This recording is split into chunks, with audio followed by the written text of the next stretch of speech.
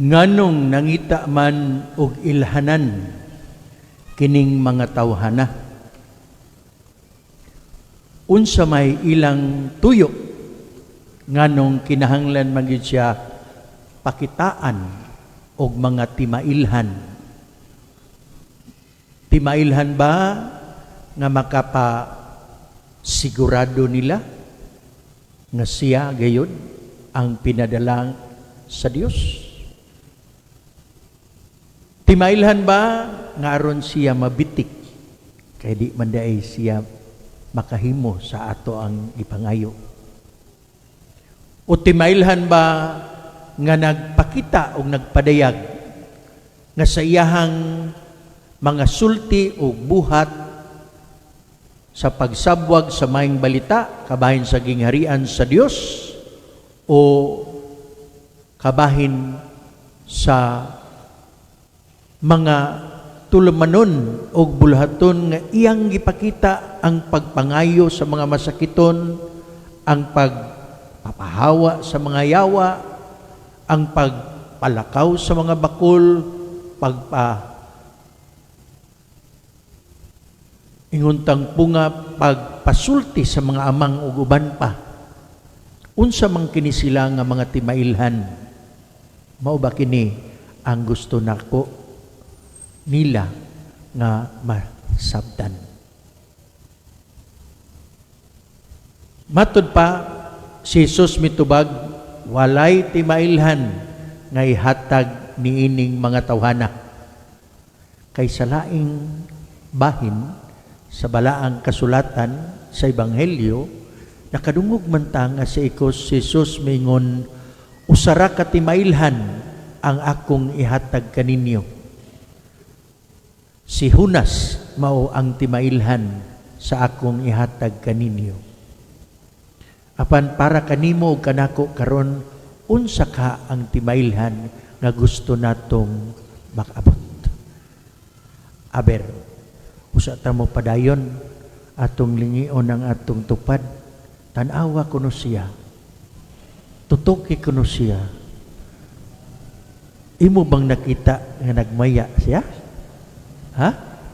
O ningisi na lang ka, kay nalingaw ka karon. Patanawon mo di ko nga akong tupad. Karon pa mo ko kabantay nga, na di ko tupad nga gwapa. O nakay ko tupad nga nagkamuritsing ng naong ani. O kinispiting huy-huya sa abaga. O kanipurti namang tingsi-tingsi. No? O karon ing na ang imong tupad. Day, nay, tay, dong, bahala nag huy-huy kay imuhang abaga o ang imong naong purting guula. Ayaw ka guul kay kana siya makahatag nimo o kahugot sa imong pagsalig o pagtuo sa Dios. Aber, sultihin ko na siya, bi? Papakamangutana, ha? Papakamangutana, sultihin siya. Mituo ba ka, anak? Tuo mo, anak? Ha? Nga bisan paghuy-huy, bisan pagmurag nagkulismaot ang naong na ng imong tupad, bisan pagmurag hugo ang iyahang pagbati sa iyahang kaugalingon nga panglawas, makaingon ka ngadto kaniya kung sa maninglis pa, in spite that you look tired, you look suffering, still you are loved by God. Huh? Igo na ba na? Igo na? Pwede na? Mangundang na ta. Makaigsunan ko rin Kristo ang atong unang pagbasa gikan sa basahon sa sulat ni Santiago. Siya nagsulti kanato nga mga igsuon isipa nga bulahan kamo kun ang tanang matang sa pagsulay moabot kaninyo. Kay nasayod kamo nga ang inyong pagtuo gisulay lamang aron kamo mahimong mainantuson. Nakabantay mo ana nga gisulti ni Santiago kaganiha o naminaw lang mo unyang inyong nagdungog alingisi lang ba, nahunog lang ba, wa kita ka dungog sa gisulti niya nga miingon siya, bulahan kamo kung ang tanang matang sa pagsulay moabot kaninyo kay nasayod kamo nga ang inyong pagtuo gisulay lamang aron kamo mahimong mainantuson. Ha? Sa bata-bata pa mini Padre Boots, unsa may ilhanan namo kung inyong tan-awon nga classmate mi? Ha? Gwapo siya, no? Pareho nako ba? Di ba? Batanon siya naong, no? Pareho nako sad. Pero mga edad-edaran ni mi, oy, siya 72, ako 67. Tiguwang na din na sila. No? Bisan paghuy-huy, bisan kagluya, bisan pagmurag magkiang-kiang na may maglakaw. Nituo yun mi, oy nga, sa katuigan nga ng labay nga kami nagkapari, ang tanan nga among gibuhat, nakapahatag kanamo nga makapabilin kami nga mahimong mainantuson kay kini silang tanan makapabulahan man kanamo. Tuo mo ana dili. Tuo. Amo ray no? Ay sila way pagtuo niyo. Way pagtuo. Moingon dayon mo siguro namong duha, porbahe kon be. Sultihi ko nimi nganong naabot man mo 43 anyo sa pagkapari. Kay kibaw mo 1983 mi naorden ni Padre Boots. Allah, gurang na giday na sila. Hapit na giday na sila mo retire. No? Pero naman tayo gisulti. Retire but never tired. Because of lover, never mind. Di ba? Sa Batano, bata pa may pagkapari, nagsulod may retreat house dito sa Cebu. Na retreat house dito, Redemptorist Retreat House, Holy Family Retreat House. Ug samtang gitagaan mig higayon nga maglakaw-lakaw sa tibok palibot sa maong retreat house, dito sa mga bungbong na daghang mga hulagway-hulagway. No? Mga pictures, portraits, nasa'y mga dibulto. Kaya usak ka hulagway, si Jesucristo nagbitay, nagdupa, nagduko, naipurong-purong dinhi, og tunok nga korona. Dili maklaro ang cross sa likod. Mura siyang naglutaw. Apan sa ubos na ay panultihon nga gisulat og akong balikon tong kay wa na gyud ko kalimot ato. Niingon didto, no cross, no crown. No pain, no gain. No guts, no glory. Ang uban mo na igat ra sa kapadre, no? Kakita mo sa contrast nga kung wa ang kasakit, why makabot nga kaanindot, no? Nga mahapta nato. Kung wa ang cross, wa sa nato tingali diha ni Kristo makabot ang kahimayaan sa korona. Kung wa ang panglimbasog o mga pagsulay, di sad siguro ta makakabot og kahimayaan. Munang gitawag na sa maninglis og irony o sa lain pagpakasulti, paradox. Katingalahan, misteryoso, lisod sabton, lisod tugkaron, apan inana ang buot sa Dios ngat ilhanan nga angay natong matuphan o mapuy-an sa atong kinabuhi. Ang atong mga kalisdanan, kung kinitanaw nato isip mga pagsulay sa atong pagtuo, matud pa ni San Pablo, makapahimo natong bulahan kay kita mamahimo mang mainantuson. Ug di ba mo ingon man ta, siya nga magantos, masantos. Mingon mo, kalaki ka lang, Monsinyo. Ikaw lang. Kaysa atong kapanahunan karon, ganahan kitag diha-diha nga solusyon. Diha-diha nga makuha day nato para sa atong haruhay nga pagpuyo. Diha-diha nga pagkabot nato bisan pag makaligista kay namintaha ta sa uban. Bisan pag nangawat ta sa kaban. Bisan pag mayingon tang punga ang atong gibuhat, bakak ang atong gitaho, dili ang tinuod, basta lang makuha day nato ang atong gusto. Manang makaingon ta, pagkalisod sabton sa pamaagi sa Dios.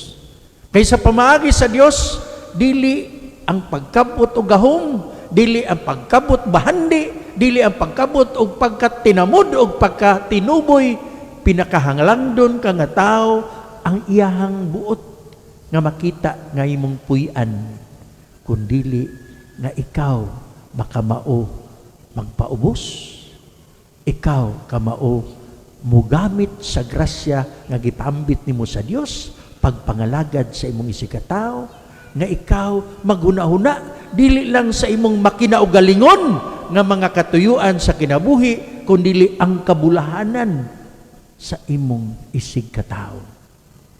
Iwit yun kanunay ang atong kaugalingon. Natong pila ka adlaw milabay, na namang kuron ma-assign sa Talisay, usa sa mga dapit nga gilunupan, di ba? Nagmisa ko sa usa sa mga sityo Baybayon, dapit sa Litmon, dito nga baryo, sa Dumlog, Talisay, nga dakbayan. Hibaw mo, ang namuyo sa Baybayon, naagad sila sa Baybayon puyo. Mga kabus, mga gitawag og urban poor. Kay kini sila, man ang nang lugsong tingali gikan sa nagkadaing laing dapit sa atong kapunaw, sa atong probinsya, ubang mga lungsod, ubang mga probinsya, ni ari sa Sugbo kay para kanila adto ta sa Sugbo. Kay ni adtong 1990, sus, Cebu boom man. Cebu boom. Matod pa ni Osminia, no? Tomas. Nag-boom ang Cebu. Ug nandulhog ang mga tao. Apan sa ilahang pagpuyo diri sa syudad, wa sila'y kapuy-an, wa sila'y balay. Ug ningita silang mga kabalayan nga tua na lang sa piliw-piliw, sa daplin-daplin, sa mga suba, sa daplin-daplin, sa sapa. Duol sa dagat, sa bukana, sa suba. Unsay nahitabo ni adtong pagbagyong Tino? Sigurado gid silang gilunupan.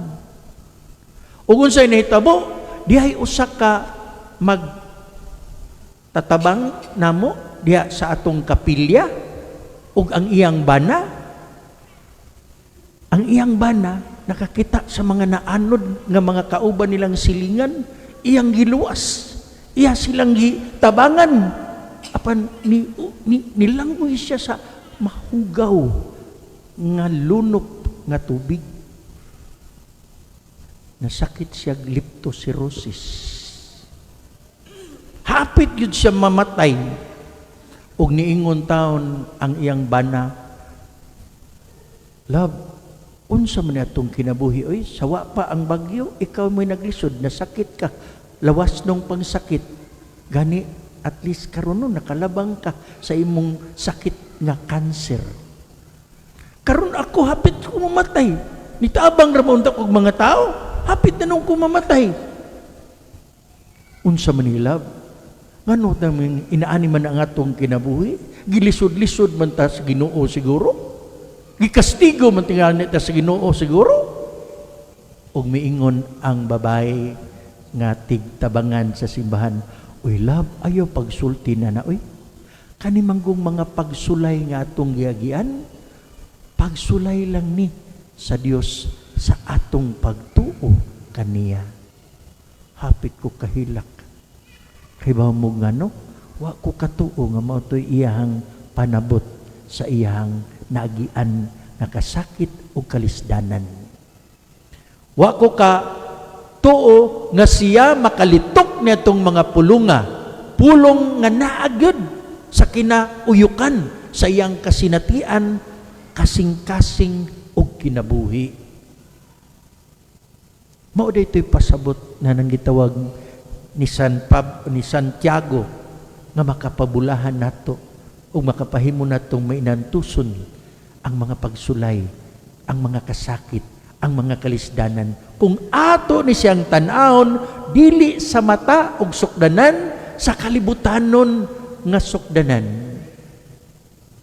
kundili sa Diyos nun nga sukdanan. Kay unsa man ang sukdanan nga Diyos nun, tingali mo ingon mo, wa man mi kakita anak siguro diri Monsignor kay ang amo biya Senior Santo Niño gamitoy ang amo biyang nagbarog diri tanawa si Kristo nga nabanhaw. Pero hapit na bata magkurisma, subliu na sad natog handom ang pagantos, ang pagpasakit, ang pagpalansang sa atong Ginoong Hesukristo nganuan aron ikaw ug ako mahawa sa kasamtangan sa atong pagliyo-liyo o paglunang-lunang sa atong makainawgalingon nga pagkabot sa atong pagtuman lang sa atong tawhanong kabubuton ug laraw atong ipadaplin ang Dios. Kada abli nato sa news, kada basa nato sa atong mga text, kada paminaw nato sa mga hearing sa konseho o kongreso, puros pait kayo, korupsyon, puros kawat diri, kawat dito, abuso diri, abuso dito. Pagkahuman yun sa lunop, nakita nga ang hinungdan nga nganong gilunupan ta sa Sugbo, tungod kay ang atong watershed sa kabukiran wa gyud nanumbaling pag-atiman. Ang atong mga watershed naamantay watershed law that they should never be wantonly destroyed without a balancing pananom sa atong kabukiran.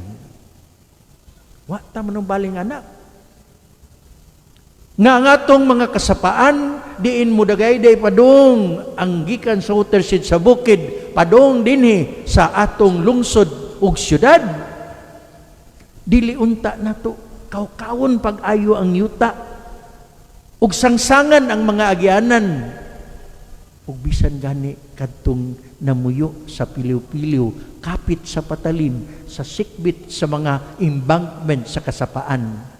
Di gid unta to sila angay mo puyo dito. Apan wa naman sila kapaingnan. Adto na lang sila dito puyo. Kay wa tay pagpakabana ni ana, wa tay pagpanumbaling ni ana. Ang gisulti ni Jesus mao ang pagsulay pinaagi sa atong mga kasakit nga naagian, makapahimo natong mainantuson o makapabalaan nato kay makapahinumduman nato nga naaday tay kakulangan, naaday tay way pagpangatungdanan. Mutuo mo nga ang hinungdan tungod lang kay naay mga kawatan sa kongreso, ang mga kontraktor, apil ka uy, apil ko uy, apil tangtanan nga naman wa man ta magpakabana, wa man ta mo barog, wa man ta mo ingon ayaw ka nagbuhata, ayaw ka naghimua kay makadaot ka na sa atong katilingban.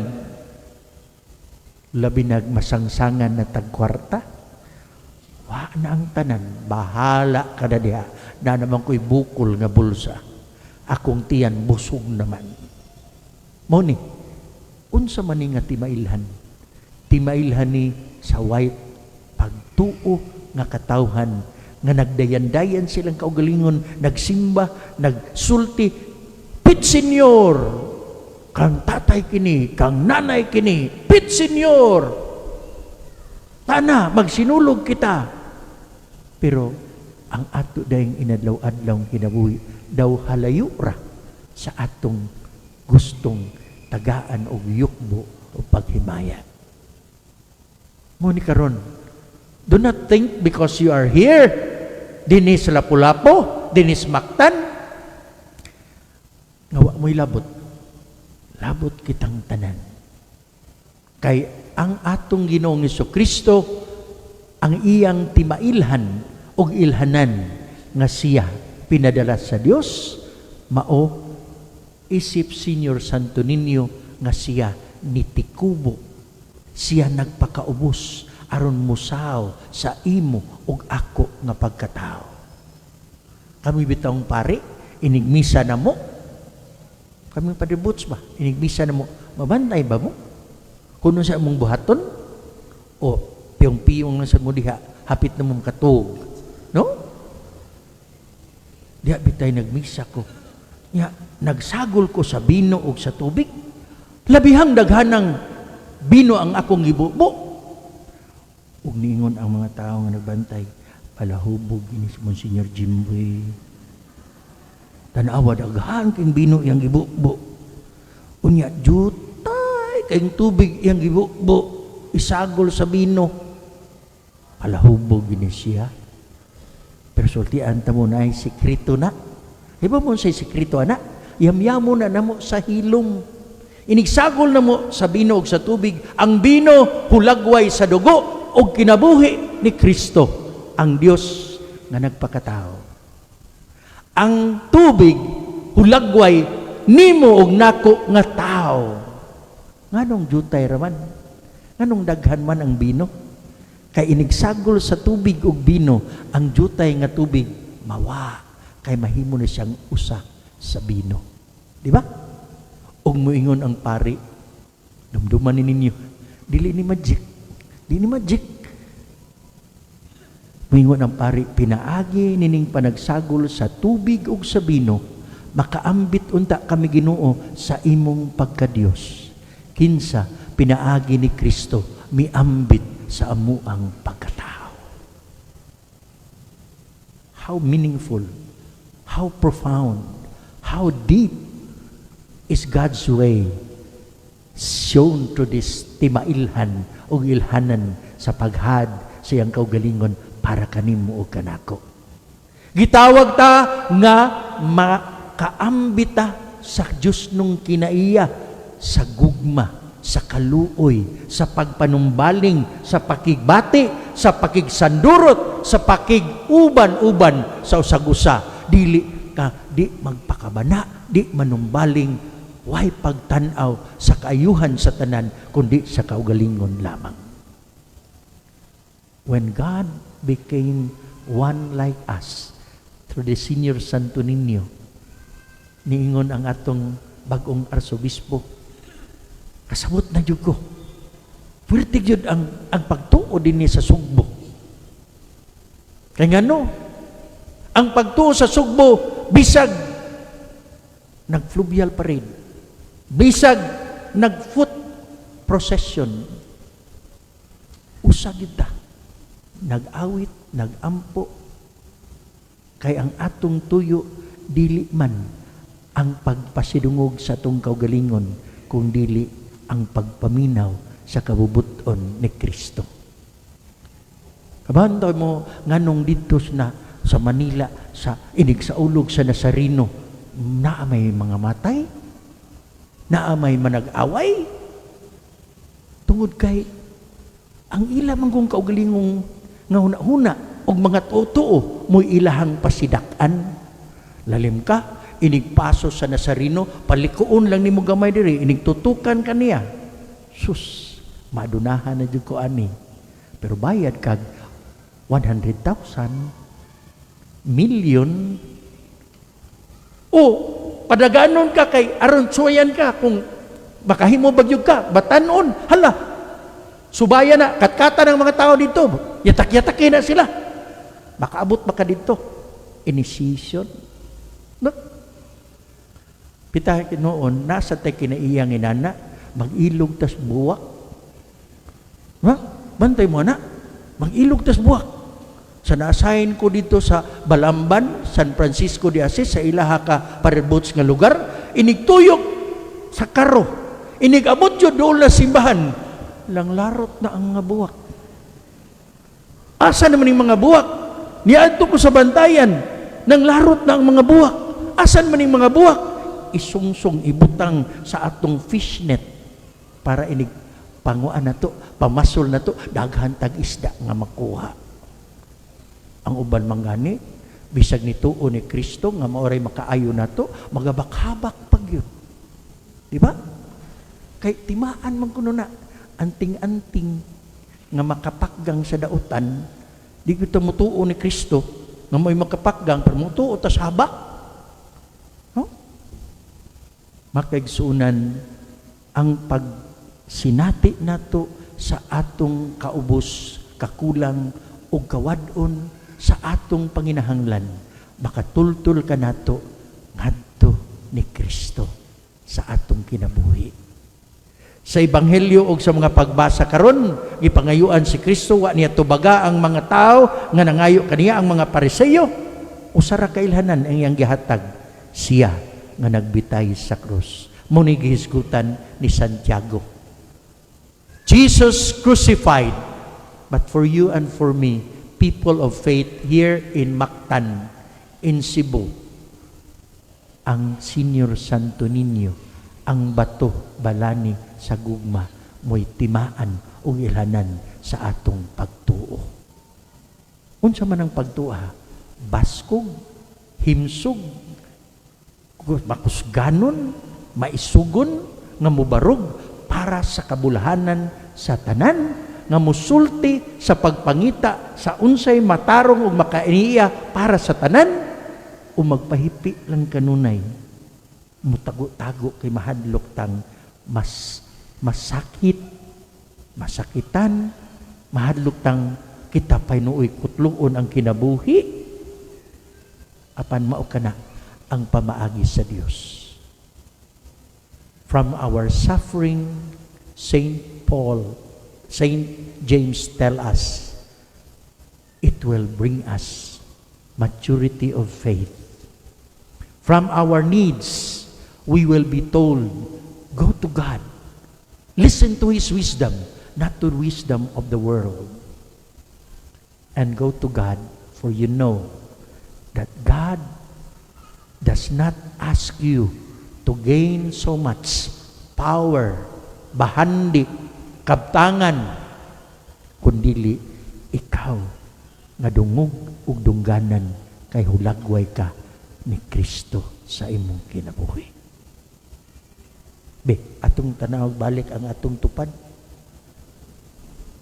Nindot na siya pamayhon, maya na siya.